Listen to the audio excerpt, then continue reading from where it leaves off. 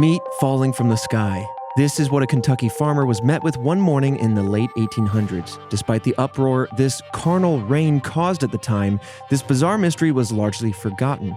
Today, we try to decipher the grisly case of the Kentucky meat shower. This is Red Web.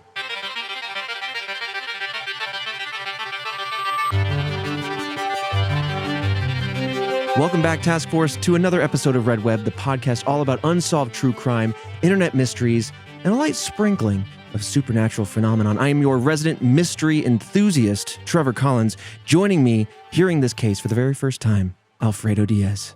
Look, I wasn't thinking protein kind of meat. Like, whoa, a bunch of dudes raining from the sky. Yeah. This is a weird one. It's a weird one. We've talked about ooze and blobs coming down from the sky. Yeah. But now we got some protein. We got some nice sliced meat. So just sliced meat? Okay, I'm putting my own twang on it. But no, it's got a few descriptions to it. We'll get into that. It could be body parts. It could be like... It could be anything. It's could just be meat. anything. Slices of sausage. I don't know. So some processed meat in there. Yeah. Yeah. What's that really good, like... What does RB serve? I hate that meat. Roast beef. Roast beef? You hate roast beef? Not a fan. What's that really good, like, Italian thin slice, goes on sandwiches? Gabagool. Gabagool, Jillian says. No, it's sometimes on charcuterie boards. It's real good stuff. It's like cured meat. Yeah, I know what you're talking about. I wish Charcuterie that boards in general are delicious. Why couldn't it rain charcuterie, you know? I don't eat meat, so. Oh, fair enough. Jillian, you're sitting oddly far away just to break the fourth wall here. I'm scared. You're scared. You are from meat. She's hidden behind 1, 2, 3, 4, 5, 6 monitors, just for what it's worth. I know I had to like peek through this corner section. Yeah, I just see just a little sliver of Jillian through all the monitors. I mean, damn. I mean, if it's raining Kobe beef, oh my God, I'm collecting. It'll melt in the sky before it hits your mouth. I'm pulling that off the rooftops. Yep. Like I'm eating it. I'm gonna start cloning that meat and growing it. In a petri dish. All right, so we are here, Red Web, in our penultimate episode, they call it, our second to last. However, don't worry, that doesn't mean we're over. This is just the last episode in what I'm going to call a 3.5-year season. Because, wow. Yeah. So the parent company, just to catch everybody up, the parent company that we have been under since our genesis is going under, it is dissolving and will be going away. And we are exploring what Red Web Independent looks like. We're still exploring the name, the location, and everything. We're looking at Patreon, but we know we want to make this show, so we know that we want to continue. We don't know when that will be in particular, but hopefully maybe within a month or two of the last episode, which is next week. Banger topic, by the way. But otherwise, stay tuned. Like, follow all of us on our individual socials, and we'll let you know how to support us there. Because again, there's a lot of questions to figure out, a lot of legalities and things, but we're very excited to continue this show in some form. And you guys have been amazing, kind of banging on the rafters saying that you want to follow us. So thank you. It's true. So more than ever, Task Force, we will need your support because we want to go and continue this. So that'll mean independent on our own fully. And just imagine we're passing around a little sippy cup and maybe put in a coin or two. You know what I mean? A little paper dollar and a sippy cup of knowledge and then pass it along to the other Task Force member. And it's not a cult. And it's definitely not a cult. And Jillian's shaking her head for sure. For sure. But anyway, digressions aside, it's been a wonderful journey. You guys have been an amazing community. And again, we do want to continue and we will. So stay tuned. We'll let you know all the deets as soon as we do. But without further ado, let's talk about these meat showers. I forgot that's the topic. Okay, let's go. We're ending on some fun ones. The last 2 weeks we did The Exorcist and The Conjuring House. Two horror movies that were inspired by true stories. So we covered those stories. And we thought that, it was a perfect combination of our DNA. And now we're ending with one more fun one before we do. I'm just very excited for next week. I don't want to hype it up too much, but it's a topic that is very current. I feel like it's always going to be current, and it's perfectly in our wheelhouse to talk about. Oh, yeah. Missing case of Alfredo Diaz. Whoa. And we didn't do it. And wink. And then you say that, right? You say wink when yeah. And then we found him immediately. He was under the table. Okay. Jillian, any final words before we go into the meat shower? I have a lot of dreams where my cat gets lost, so I just want to keep an eye on that cat. The mind of Jillian. The mind of a Jillian. Okay, one time, when I was away at college, My cat apparently went missing for 3 days, and nobody told me until he came waltzing out of the sewer. And my mom was like, "Get over here." You got a sewer baby? Sewer cat. He Okay, came so- out of the sewer. He followed another black cat into the sewer. Yeah. What the hell is that cat doing in the sewer? They all Colt float. in the sewer. Yeah, so your cat's got a second life down there. I feel like that's a movie. That's an animated film where Yeah. like everybody wants to be a cat, and he's like, I'll go down there where they're singing some Aristocat Sewer songs. Cats, the movie. They go down there. Put a they have- GoPro on that cat. Why Okay, should yeah, I that's very worry? interesting. Okay, I'm sorry. No, that's okay. Listen, we've got the sillies here on the last. I'm sorry. stretch of It's season me 1. in the room. It's bad. It's- Okay. March 3rd, 1876, a farmer's wife known only as Mrs. Crouch was making soap on her land in Bath County, about 2 to 3 miles from the town Olympia Springs, Kentucky. The sky was, quote, perfectly clear, according to the New York Times from that week, but it was very windy, and she saw chunks of meat that looked very much like beef raining down all over the ground between 11 a.m. and noon. It wasn't like a sudden rain. I was talking to Jillian about this. Mrs. Crouch described it as the speed being closer to snow, so it's kind of drifting down, which is very odd considering how large these supposed chunks of meat were. I'm sorry. There's just so much that doesn't, like, it scientifically doesn't make sense. They're big chunks of meat or decently large chunks. They're not slices. Slices, sure, they'll flap down.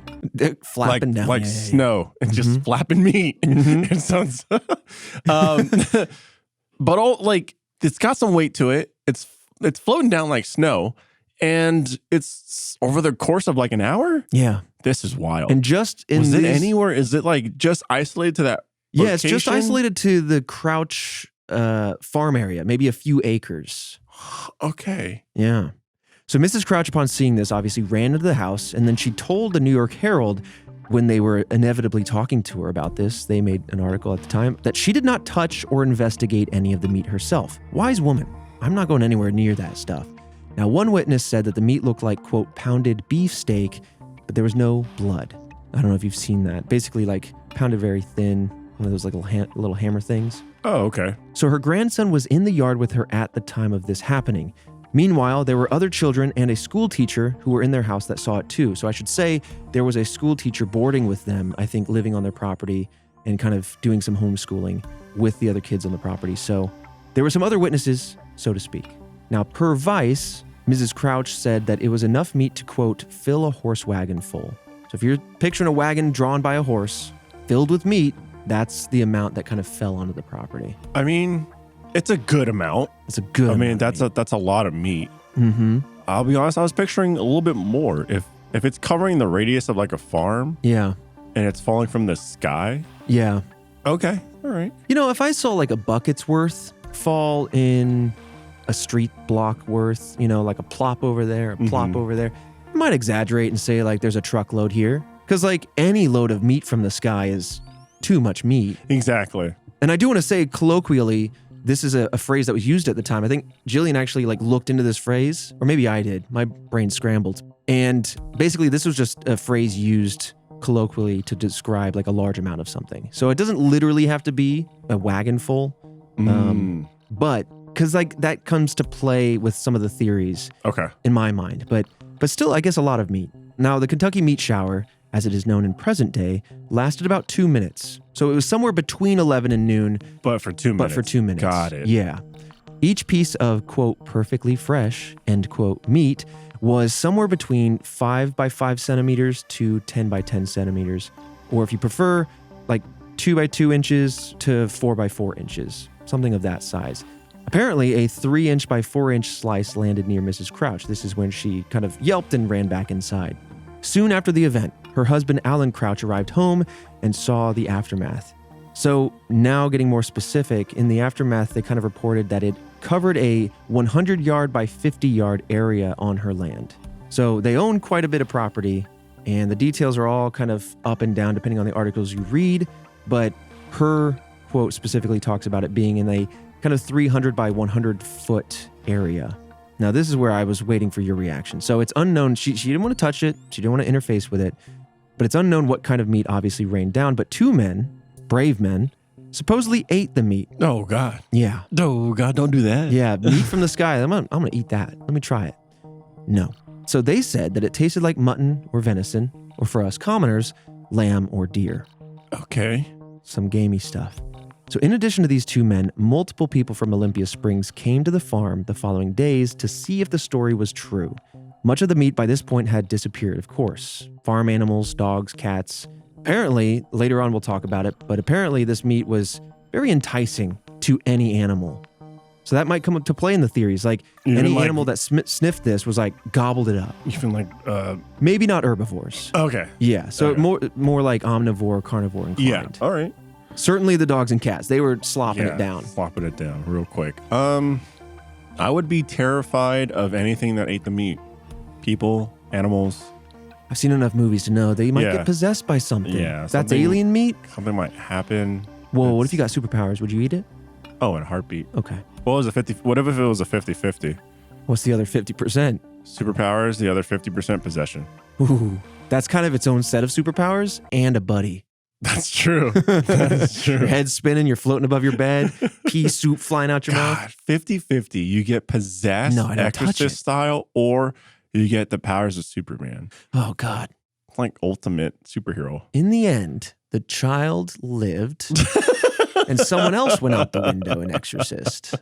It's tempting, dude. No, I'm not doing that. You can eat your super meat. So one man, Harrison Gill, told the New York Times that it was scattered across the ground and it was even hanging from trees and fences. That's interesting. And again, we might want to come back to because the idea of it raining down could be, and I'm playing my theory hands a little bit early, but it could have been falling. Like if it was scattered around manually and then she happened to walk outside when it fell off of a fence or something, maybe it could have looked like it was raining, but I digress. What was up in the trees? I believe so. Kind of hanging on At least fences. at least fences, yeah. At least- Oh, okay. I mean, could have been a plane, but I don't know. 1876? Yeah, that's true. We're way far back. Yeah. Damn. We don't have Sputnik yet. We don't have anything up in the air yet. We don't Damn. have cars. We got meat from the sky and wagons. Like a meat catapult? There we go. Trebuchet. For of some meat. reason, just a trebuchet, just slingshot that into the What if sky. there's just a really disgruntled neighbor and he's got his own That's a set vegetarian. of like, a vegetarian. What is he doing with Like all that early meat? PETA or something. Yeah, so he's like, you harvesting meat over there on your farm? Blech. Yeah, just slinging it. Ugh. Okay.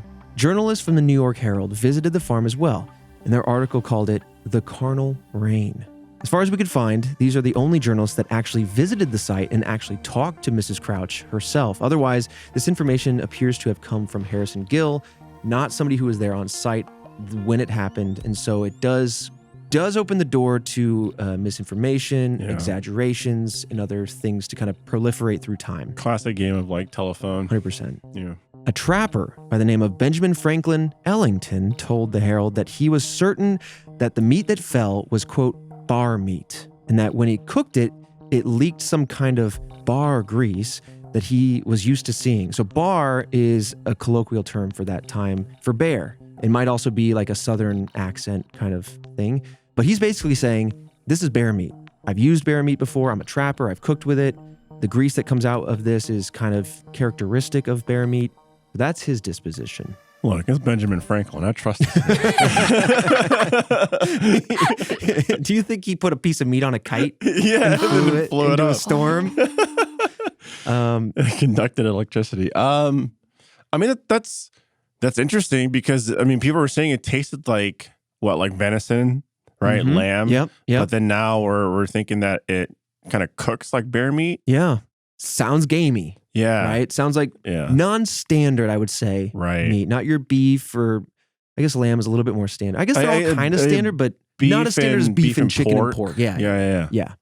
So a local butcher named L.C. Frisbee told the Herald that he tasted the meat as well. But it was Everyone's tasting this everyone's damn getting their meat, hands on this dude. meat. Right. Not me. Stop putting the meat in your mouth. I'm telling you, it's not a 50-50. Okay, it's a 100% chance of foodborne illness. It's just at that point too. It's like, I don't know, rotten. Yeah. It's Oh, yeah. gross. Oh, 100%. Let me go on with his exploration of this because he said it was unlike anything he'd tried before. It had the appearance of mutton, but it also tore easily, like a delicate meat like veal or lamb. He said a milky liquid oozed from the meat, and another man, Joe Johnson, said it oozed a brown mucus. Oh hell no, man. Like, nah. Like, just straight up no. Like, what are you doing? The thing is, too, because you noticed that and then he ate it. Like, you noticed, yeah, exactly. You noticed that before you eat it. I don't understand the appeal of this mucus leaky meat, and then to be like, I gotta get a taste of that. You wouldn't do it for the scientific community? Hell no. Somebody's got to solve this mystery. Screw science. What if you could have solved it, you know? Yeah. Well, Joe Johnson, in addition to saying it was brown mucus, said this, quote, "It was elastic and thin, and there appeared to be a fine wool-like fiber running through it in all directions. The smell was offensive in the extreme, like that of a dead body," end quote. Though this was a week after the meat fell, so you can imagine thin meat falling from the sky at room temperature, out in the sun, it's gonna start decaying. Meat, by the way, after 2 hours, ain't safe. Don't be eating it. This is 7 days so later. like if you have a box of pizza just sitting out for 2 hours? Yeah, don't do that either. I just don't mess with any of that. Oh. Yeah. What if you refrigerate it? No, you're fine. Oh, Probably. okay. Within a few days, 3 to 4 days for chicken, I know that. Man, let me tell you, there's a whole group of people called Filipinos Yeah. that leave the meat out for way too long. Listen, it doesn't mean you're guaranteed to get food poisoning. You're just Sure. kind of rolling some dice that I've rolled too many times and my body's taking it. It's taking some tolls. Yeah. I mean, they stick it in the fridge, but they're definitely pushing past 2 hours sometimes. Yeah. I mean, it happens. I would like to add something that I found at the last minute. Yeah. What's up? So, Kurt Goad, he'll come up later. Yeah. He has one of the supposed last pieces of the meat in Mhm. modern day. He got jelly beans made to try to guess what the taste was. Wait. So he made jelly beans that emulate the flavor of this meat, and this meat has been alive for 150 years in a he vial? took it to a taste lab, according to Mental Floss, that made jelly beans based off the taste. And you can purchase these jelly beans No. today? But Okay. if you want to know, people said it tasted like lamb that has started to turn. Okay. I would imagine so. Yeah. And somebody else said strawberry pork chop. So Well, they're taste blind. Okay, yeah, they're You know, like their I'm taste buds colorblind, are- they're taste blind. So I just want that's you to know. wrong. Yeah, their tongue's like his eyes. Yeah, exactly. They taste like I see. Here's the thing. I've seen that image and I didn't even look into the history of it. Thank you for doing that. Because I started like Googling away and I'm like, listen, is there a substance? Because it looks like bacon. I'll say it looks a little bit like bacon, raw bacon. So you that's have appealing. some protein strands and some fatty strands. And I'm sitting and I'm looking at this in this like kind of oil looking substance. I think it's an alcohol that it's immersed in a corked glass bottle. And after 150 years, you're going to struggle to put bacon or any sort of meat in any sort of liquid without it deteriorating dramatically. And so from a scientific standpoint, again, I'm just a common man here. I'm struggling to believe that this meat is older than, not 150 years. I'll just say that. Right. I don't know if this meat's even older than 10 years. I don't know the origin of it. It does look like an old bottle, but there's something to question there, just for what it's worth. I mean, I guess you can keep meat for that long, right? You can cure it. You cure it, yeah. But even then, like, I guess we got mummies that are thousands of years old, and some of them look pretty all right. But I feel like the taste would drastically change. Yeah. Like, there's like, But in a liquid, it would just, I feel like, deteriorate, just dissolve. it's like different cultures that like, there's this one culture that takes like shark meat and curates it for a very long time, years. Oh, really? Yeah. And it just completely tastes and smells different. So, like, aging it, like, Yeah. in my ignorant brain, like a wine or something? And so, like, Yeah. I'm it talking matures like into five, like Oh. 3 to like 10 years. That's wild. Yeah. Interesting. I mean, I guess that makes sense. So maybe there are ways, I don't know, maybe this thing is 150 years old then. I don't know. Jeez. Well, at least that article we keep mentioning, the Herald, they talk about how Harrison Gill took a piece, and they say like it doesn't look like the other ones, so it really could just be a piece he says is. I feel like it's Yeah. so far changed at that point Yeah. that you really can't compare it to what it was. Right. Yeah. I am amazed, though. Taking it at face value, I would be amazed that this small piece of meat didn't get lost to time. We've seen active criminal cases. Yeah, where body parts exactly, go missing. Skulls. Skulls go tumbling People away. protecting a slice of meat. Yeah. Yeah. I don't know. That's wild. Our children and our children's children will want to consume the taste of this meat. I don't know. According to Charles Fort's Book of the Damned, 9 days later, red corpuscles or vegetable matter reigned over London, England near the Crystal Palace. It's unknown if these incidents are connected in any way, but corpuscles, for the record, refer to minute bodies or living cells in an organism per Merriam-Webster. Basically like red blood cells. But he also said, or vegetable matter. Basically some sort of biological mass was raining down in London, England. So interesting, because it was only just a little over a week later, but that's it. I can't really, unless someone's like just catapulting this meat into the air. Or obviously it was fake. I don't know how meat just comes raining from the sky. Anything like that, even remotely, comes raining from the sky like that. Yeah. There's some interesting theories here. One of them, A portal. I think, is a portal. One of them I think is very interesting. Okay. And very grounded. And really? And also makes everything in retrospect so much worse. Okay. Yeah. I'm terrified. We'll get there. The first one I want to start with, though, is that of frog spawn. We've mentioned this one before, as well as another theory we're going to talk about in the Oakville blobs episode. We did that way back when. But again, random blobs, goo falling from the sky, made people sick, and then it kind of melted and disappeared. There's no, I think, living samples of it to this day. But we got this meat. we got this meat, man. Okay, so not long after word spread about the Kentucky meat shower, Professor Lawrence Smith claimed that what was actually falling was dried frog spawn, according to the New York Herald. Frog spawn are clumps of frog eggs contained in a jelly-like membrane. I'm sure we've all seen pictures of it, but it looks like frothy, foamy kind of goo with little eggs in it. They're usually found in ponds, mostly in the spring, so the timing does line up.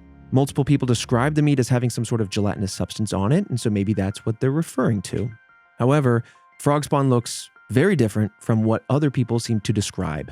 The meat that could tear apart, that looked and cooked like bear meat, venison, lamb, whatever, not at all the same. I mean, you're also talking mammals versus amphibians, so you're going to have some fundamentally different characteristics. I would think they're completely different, not in any way, shape, or form remotely visually the same. Mm-hmm. But I guess the theory here is that there was just a bunch of that spawned all over the farm. That or that, They got absorbed up to the cloud. A tornado could have picked it up, or some sort of atmospheric event could have kicked it over somewhere. I didn't think about a tornado. Jillian's holding up a lot of frog spawn images. Ugh. It's kind of terrifying. Yeah. It's kind of gross. It is kind of I terrifying. hate that. A little alien. I don't like it. So one of the kind of wrinkles in this theory is that perhaps Professor Smith observed a piece of meat that was all fat, which would give him a different lens onto the situation. If he saw maybe more of the proteins, he would have a different take. But looking at the fat, especially it spent some time in the rainfall, maybe it was deteriorating. Maybe under those circumstances, it could look a little bit more like frog spawn. The article was published 18 days after the event on March 21st, but Jillian could not find exactly when Smith observed the meat, but it could have been any time in that range. So the deterioration of a potential fatty sample could play in here. That said, animals, chickens, dogs, and cats, we're all eating this meat, which would have probably been very unlikely if it was actually frog spawn, not something normally in their diet. True. Unless it's a dog. Dogs will eat just about anything. Yeah, they will. But I mean, if you got every kind of like animal that eats meat or omnivores all eating, I feel like that's a big wrinkle. Yeah, it's interesting.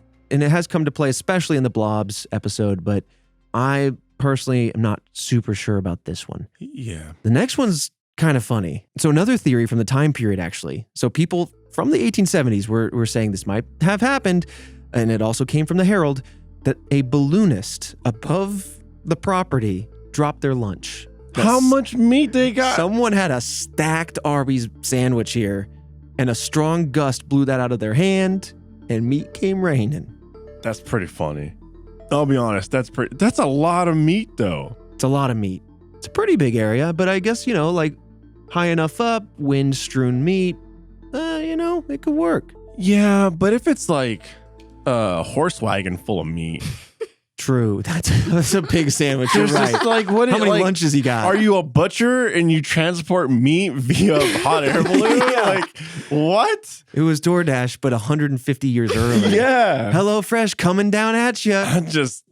There's no way. If it was even remotely more than like 4 or 5 sandwiches. That's how I'm going to measure it. 4 or 5 sandwiches. Yeah. If it's more than that, no. Yeah. Now I'm just picturing like a butcher that wants to bring meat to you, but doesn't want to invest in an ice truck. So they fly at altitude where it's a little cooler. They freshly butcher it up at altitude and then kick it off their cutting board down to you, usually packaged up. So it lands in a bunch and you can then pick it up. I can see why the business model failed. Yeah. Now, this next one's kind of interesting. So 3 months after the incident, a scientist named Leopold Brandeis tested some of the meat that had been preserved in glycerin. So he claims that the meat was, quote, definitively, end quote, no stock, which is sometimes called star jelly. Star jelly is a gelatinous substance found on the ground, often reported like it had fallen like rain, and it expands into a jelly form when wet. We mentioned this along with frog spawn back in the Oakville Blobs episode, but there are multiple types of star jelly. This is where it gets a little confusing because a lot of gelatinous things are referred to as star jelly, but this form in particular, no stock, is a cyanobacteria jelly. And when you look at it, it almost looks a little bit like thick, translucent, gooey seaweed. So it's definitely green, sometimes on the brown side, which maybe explains the brown mucus that was seen before. Possibly. I mean, but yeah, Jillian holding up the computer again with the image. I just don't see. I mean, look, everyone had a different, taste profile. Yeah. Everyone had a different visual perspective, but I think everyone was pretty set on it being protein, like meat. Yeah, that seems to be pretty loud and clear to me too. Like common protein to a sense, right? Like a slice of meat. And that just doesn't look like it at all whatsoever. I feel like a butcher, yeah, you're right. A butcher would have been like... That's true. Also a butcher who specializes in it. Yeah. Right? So no stock is usually translucent, either brownish or the color of seaweed. And Brandeis described it as a flesh-colored no stock and rain. And hold on a sec. So no rain was reported. That's interesting. And Brandeis is kind of describing this as a new type of no stock, a flesh-colored no stock, which would then create the confusion because it'd be something that people wouldn't recognize. Oh. He also wrote in the Louisville Medical News that it can taste like, quote, spring chicken legs, end quote, and that, quote, it is greedily devoured by almost all domestic animals. Oh, so no stock is slurped up by animals. Interesting. So maybe, so there we go. So then maybe everyone just got it wrong, and that's why oh man, that's a big... Well, the humans certainly were greedily eating it up. Yeah. There are also a lot of people that just big mistake on the profile. Yeah. Another wrinkle here, and we just may never know, is that Brandeis may have also gotten a particularly fatty piece of the meat as a sample. And it could have also been a questionable amount of time before he was able to analyze it. Man, yeah. I mean, that's the thing I never thought that would come into play with this case. And it makes perfect sense, but the different slices of meat, I mean, just the fat contents alone, right? Like you go to a supermarket and it's like, what is the percentage of fat in this? Some meats are marbleized. And so, man, like that really does play a huge factor. Like you take a pig, for example, different cuts are going to look different, they're going to taste different. And that's just with one animal. Absolutely. So, what's wild to me is that we're not seeing any other viscera, right? It seems like from the eye or from reports that it's mostly meat, which would be muscle tissue. We're not seeing like organs. We're not seeing like skin or eyes or teeth or bone. It's mostly muscle tissue. It's not like an animal got tossed into a meat grinder and then got dumped onto the farm. Yeah. So Brandeis gave some of the samples that he had to other scientists, and this leads to the next theory, which I'm super stoked about. What's interesting is if the next theory is based on the samples Brandeis had, it's fascinating how wildly different the directions are.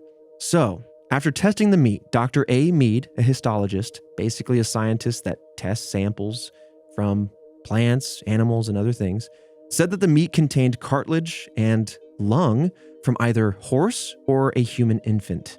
Oh my God. I thought about it in the back of my head. And I went, what if it's human meat? Ooh. But this is just too far. It's too far. Too far. What was Mrs. Crouch doing with those school children? Was someone forever absent after that day? Were they scattered about the farm? Possibly, but like, oh man. See, that's why you don't eat. So many people ate the random meat. And if someone came out with like, this is human meat, then it's like everyone ate human meat. Then they're going, oh no, I got the taste. Yeah, that's true. Then they go on to create another episode of True Crime. Yeah, I don't know, man. That's why you just don't eat if you know what it is, don't eat sky meat. Yeah, don't eat sky meat. Come on. Okay, so that's an interesting test. So we're talking cartilage and lung material from a horse or human infant. Another histologist, J.W.S. Arnold, confirmed the contents of cartilage and lung tissue. So we have two scientists backing each other up. And from this, it was theorized that the meat maybe, yes, did fall from the sky, but specifically from vultures or buzzards. This is where I say it's going to look real heinous looking back. Oh. Yeah, so picture this. I didn't think about vultures. You know they're scavenging birds. Yeah. You know they're going to eat whatever they can when they can. Yeah. Find a carcass, gobble it down. A lot of times they eat way more than they should because they're scavengers. They never know when they're going to get their next meal. Again. Yep. And it is said that if they're startled, sometimes, this is a fun little fact. Birds often defecate before flight because it's just losing a little bit of extra weight before they take off. Buzzards apparently and vultures do the same thing. If they're over full, they kind of just have to walk around and digest a little bit. But if they get startled prematurely, something comes after them, whatever, if they want to take off, oftentimes they will regurgitate some or potentially all of the meal they just consumed so they have light enough weight to take off and fly. I did not think about vultures dropping meat from the sky. Now, again, vomiting meat from the sky. That's true, which is absolutely disgusting, which I can see why different people at that point have different visual slices of protein. Still doesn't account for the truckload of meat that was dropped. But also it's like, maybe you have one or two vultures? They're not usually, I mean, at least I don't, they work in flocks? What's a flock of vultures called? Yeah, flock of crows. I think that's part of the theory is like we don't know what kind of vulture it would be because there's multiple kinds. Oh, and true. I think they have. I mean, I guess if they all found sizes. one carcass, they'd all get in on it. Right. So, I mean, they're on a farm. We don't know if Mrs. Crouch is lacking a report here, but maybe there was a horse that passed and vultures got to it quick and they started gobbling. And I've seen vultures, whether they're operating together or not, I've seen them be like 5 to 10 all at one time. If the getting is good, yeah, they're all in on it. And all vultures kind of see it, they'll get in there. And there's enough horse to go around. So if they're all walking around loaded on horse meat, or I guess technically also maybe human infant, and then one thing startles them all, and so they all take off in the same direction over this farmland, and they all regurgitate, you could end up again having this rain of meat. Look, it sounds absolutely far-fetched. Yeah. But it's the theory I'm leaning on right now. Yeah. Just a flock of startled vultures regurgitating this meat from the sky. We gotta go, guys. And then a bunch of dumbass humans I'm gonna try this meat. I don't know what this is, some kind of sky meat. I've never seen it before. I gotta try it. And then are those two scientists the first two scientists or to really like technically analyze it? Because we had butchers, we had people on the farm, we had locals. We had a professor kind of theorize on it. As far as I can tell, scientist Leopold Brandeis, I mean, he's a scientist and he tested it a little bit himself, but he's the one claiming it's no stock. So this Scientific American says 7 samples were examined by several scientists. Okay, so a handful. But then I guess only 2 of them really came up to the conclusion of like horse/fetus. Yeah.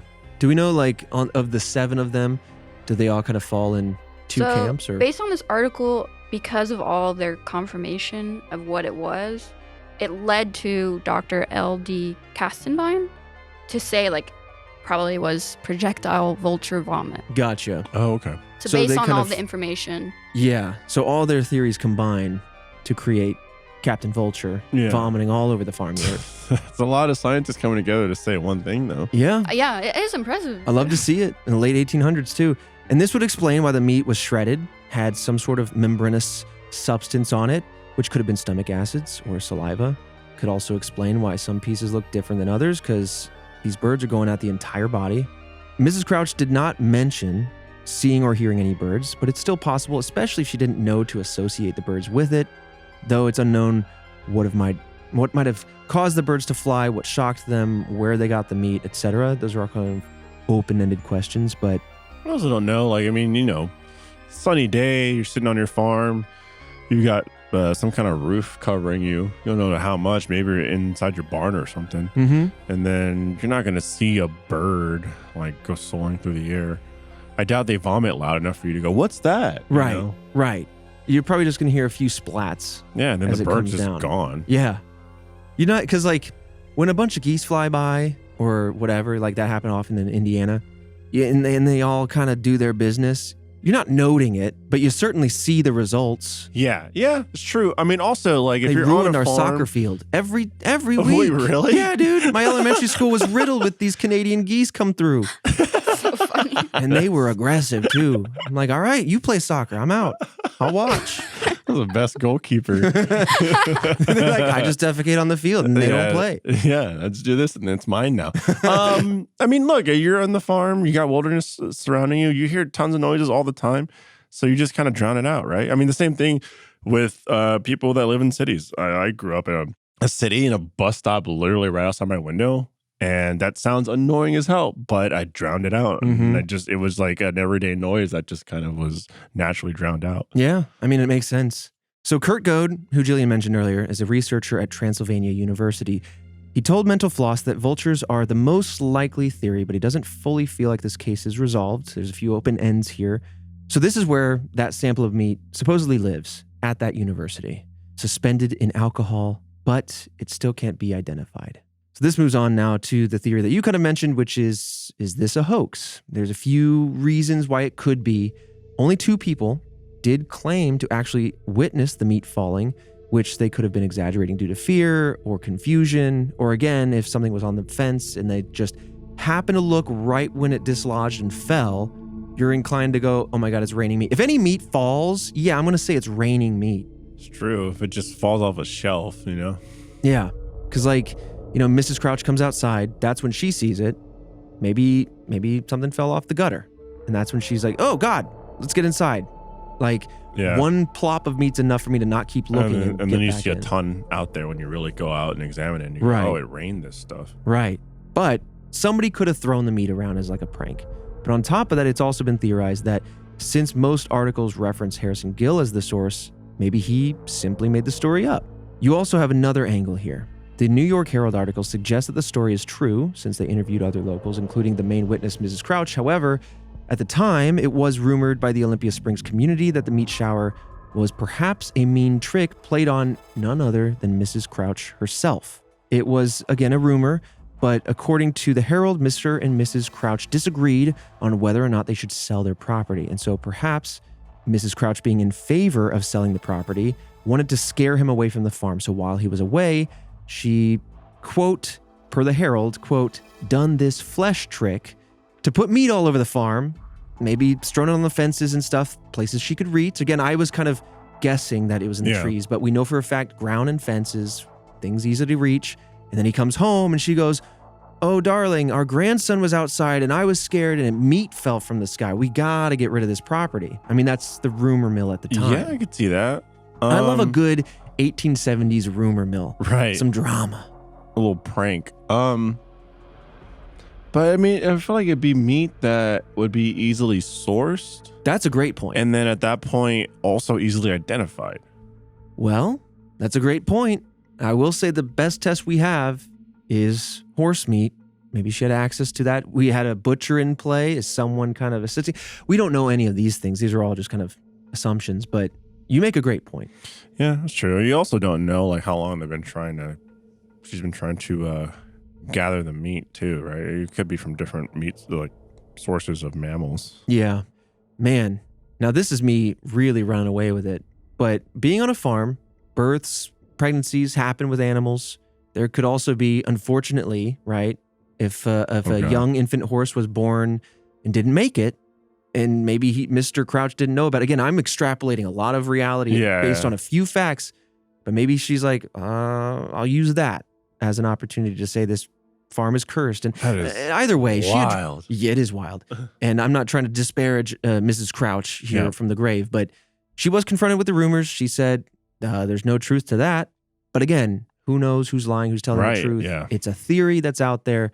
I still think vultures were puking all over that place, and then a bunch of men came through and ate it. Which sounds absolutely wild and disgusting, but I lean on that theory too. Yeah. I mean, because they gobble up shreds and then they don't chew it. Mm-hmm. They just kind of rip off sinewy pieces. But otherwise, you have other options. I know you joked about it, but maybe there was a portal. Maybe aliens came through and did a little prank themselves.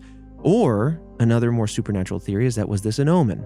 Mrs. Crouch was uncertain where the meat might have come from, but she herself did believe that it might have been some sort of omen, some kind of warning that something bad was about to happen. Jillian, did anything end up happening after that? Yeah. Like a bad thing? I didn't find anything. Yeah. No, I didn't think so either. But it would have been interesting. You know, Mothman was there before the bridge fell. Maybe these meats were telltale that a bridge was about to fall Something was going to happen. You know? Okay, so like thinking about, I don't know, my mind just trailed off because we're talking about like, well, you know, she could be lying.